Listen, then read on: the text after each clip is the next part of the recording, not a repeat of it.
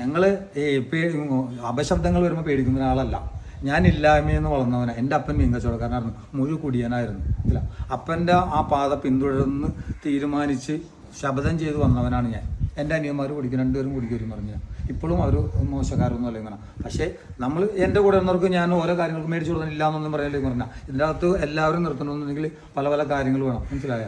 പക്ഷേ ഞാൻ എൻ്റെ വഴി കറക്റ്റായിട്ട് ചെയ്തിട്ടുണ്ട്. ഒരാളും എൻ്റെ വീട്ടിൽ വരാതെ ഞാൻ അവിടെ പോയി ചെയ്തു കൊടുത്തിട്ടുണ്ടെന്ന് പറഞ്ഞാൽ. ഞങ്ങൾക്ക് കോവിഡ് വന്ന സമയം വന്നപ്പോഴാണ് ഞങ്ങൾ പെട്ടുപോയത്. എനിക്ക് 10 വണ്ടി ഉണ്ടായിരുന്നാണ് ഈ പറഞ്ഞാൽ.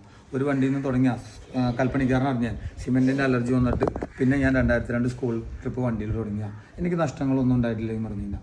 മുന്നോട്ടേ പോയിട്ടുള്ളൂ. അതിൽ നിന്ന് 10 ഞാൻ എല്ലാവർക്കും കൊടുക്കാൻ പറ്റിയിട്ടുണ്ട് ഇങ്ങനെ. ഇപ്പം അതിൻ്റെ കാര്യങ്ങളെല്ലാം പേപ്പറുകളെല്ലാം ശരിയായി കൊണ്ടിരിക്കുന്നു പറഞ്ഞു.